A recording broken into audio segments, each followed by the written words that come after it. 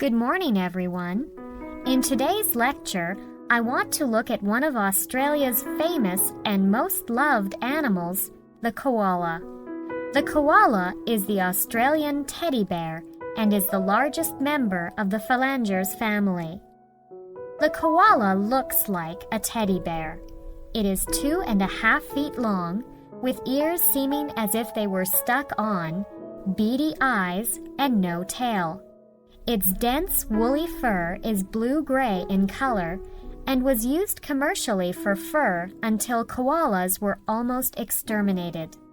They are pouched mammals, of course not bears at all, but closely related to the phalangers. Koalas spend most of all their lives in the eucalyptus trees, feeding on their leaves. Their toes are armed with sharp claws, and their fingers are divided into two groups. The split in the hand, coming between the index and middle finger, instead of between thumb and fingers as in our hand. The great toe is thumb-like. All of these features aid in climbing. Koalas, although usually slow and deliberate in movement, are able to spring from one upright branch to another with surprising skill. Their babies are carried in the pouch at first. Then it clings to the fur of the mother's back, riding piggyback until it is almost as large as the mother. Koalas become quite tame, and they are great attractions at the various Australian zoos and parks. Exercise 8. Stamp collecting. The collecting of postage stamps is a hobby that interests people of all ages and all walks of life. It has countless followers in every land. There are over 2 million stamp collectors in the United States and Canada, and among these are a great many boys and girls. The most valuable stamp in the world is the 1-cent British Guiana magenta of 1856. Only one copy is known to exist. It is valued at about $50,000. There are other stamps worth several $1,000s, while many others are valued at hundreds of dollars. Yet, most stamps are not expensive. There are hundreds of stamps worth a few dollars, and many more hundreds that you may buy for a few cents. So you see that stamp collecting is not merely a rich man's hobby. Each stamp collector finds his own stamps fascinating, no matter how much or how little money he spends on them. The reason is that there is always a story behind postage stamps. The countries of the world use them as a means of telling the world about their industries, their culture, their great men. They also use stamps to celebrate important events in their history. So, while a stamp collector is enjoying his hobby, he is also storing up knowledge about all kinds of things from every corner of the globe. Usually, a beginner collects everything that comes his way. This is the best method, as in this way he will become acquainted with a wide variety of stamps. Later on, he may decide to specialize in certain kinds. But unless he has already collected all sorts of postage stamps, he will not have enough general information about his hobby to enjoy it to the full. Exercise 9. Get the right food to stay slim. Good morning, everyone, and welcome to our regular program on health issues. Today I'm going to talk about ways of staying healthy and slim. You know, some people seem to eat to stay alive, while for others eating is a hobby. Do you enjoy your food? Are you careful about what you eat, or do you eat what you enjoy? Here is a very simple way to choose the foods that will keep you slim and in shape and feeling great. And you don't have to count calories. let's divide the main types of foods into 3 groups according to their calorie concentration. First, we will use red for food that is high in calories. Secondly, we'll use yellow for food that is medium in calories. Then, we will use the green color for the food that is low in calories. Now, let's look at the red group. You will find sugar, chocolate, cakes, puddings, honey, jam, cream, butter, chips, peanuts, and soft drinks. Because these foods are high in calories, you should stop and think before you eat them. In fact, you should try to avoid them as much as possible. Moving on to the yellow group, you will find fatty meats, sausages, liver, eggs, milk, cheese, nuts, wine, beer, and salt. When you eat these kinds of food, you should be careful and not eat too much of them. Then we come to the last group, the green one. This group includes fresh fruit, salads, vegetables, seafood, yogurt, skimmed milk, bread, low-calorie soft drinks, tea, and water. When you eat these foods, you can go ahead and eat lots of them. You should use these 3 groups to discover a sensible balance that suits you. Remember, it is easier to stay slim than to lose weight once you have put it on. A little care choosing what you eat and enough regular exercise will go a long way to get you feeling great. Exercise 10. Our body systems. Our body is a wonderful machine. It has more parts and can do more types of work than any machine in the world. That is why we say that man is the supreme living thing in this world. Well, now let's have a look at our body systems. I'm going to go through them quickly, and then we will have a look at them in detail. Our bodies are made up of several parts: the head, neck, trunk, arms, and legs. These parts are held together by a framework called the skeleton. The skeleton is made up of bones, and it gives the body its shape and form. Bones not only support our bodies, but also help to protect important organs. The skull protects the brain.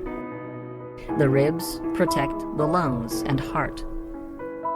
The hips protect part of the food canal. The spine protects the spinal cord. There are different types of bones in our bodies. The main support of the body is the backbone or spine. It is made up of a long row of small bones joined to one another. It is found only in the neck and trunk. The bones of our body are hard, white, and strong.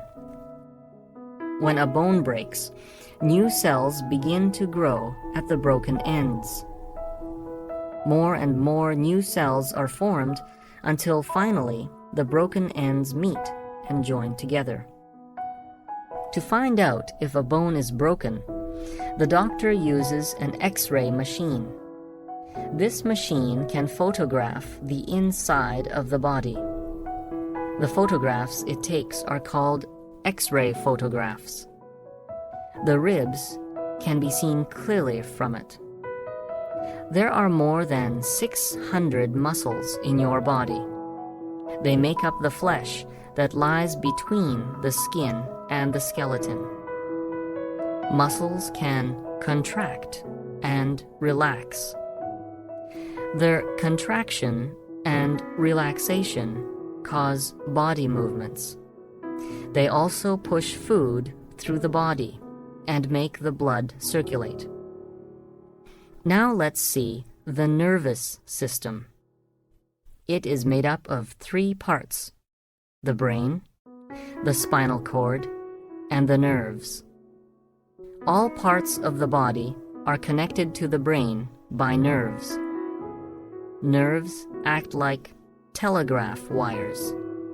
They carry messages from the different parts of the body to the brain. Then the brain decides on what to do, and it sends messages back to the appropriate parts of the body. This system controls all muscle movement and also controls your senses. So the nervous system is very important because without it, we will not be able to feel, smell, taste, hear, and see. The brain is the most important part of the nervous system. It controls the movements of the body and sends out instructions to all parts of the body. Exercise 11.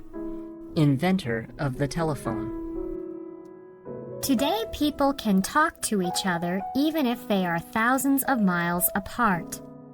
They can hear each other as clearly as if they were in the same room. The man who made this possible was Alexander Graham Bell. His invention is the telephone. The telephone sends the human voice from one end of the world to the other. Bell is famous not only as an inventor. He is also well known as a writer of books to help people who cannot speak or hear. He was a teacher of such people. This made him interested in sound. This interest led to his invention. Alexander Bell was born in Edinburgh, Scotland, in 1847. As a boy, he was interested in inventions. He went to the universities of Edinburgh and London. His father and grandfather had both been teachers of deaf people. His father had worked out a system of visible speech. That is a system by which a deaf person can see what people say by reading their lips. Bell learned this system. He soon became a teacher of the deaf, and he opened his own school for deaf people in Canada. Through his teaching, Bell became interested in the sound of the human voice. He thought that it should be possible to send sound across a distance. That is what the word telephone means, far sound.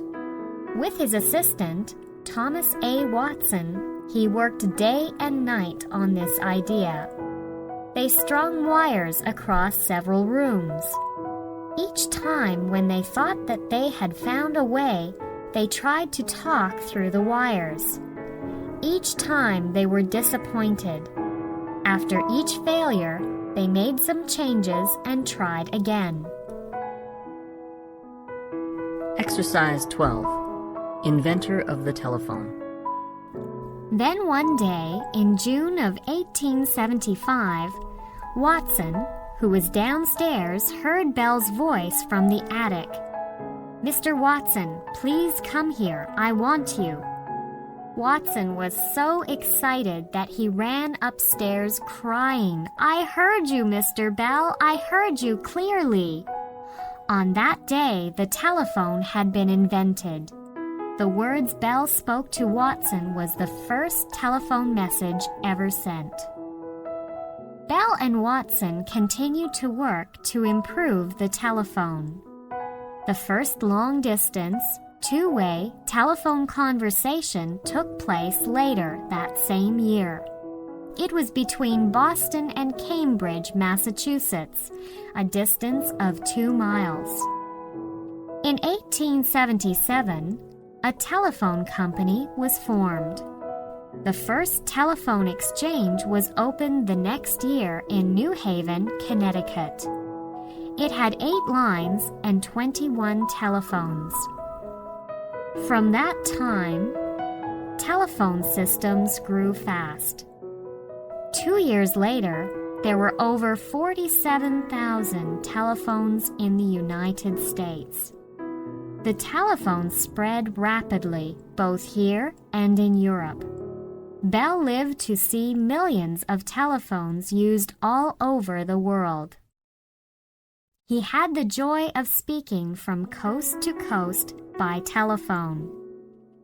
He died shortly before telephone service across the ocean was established.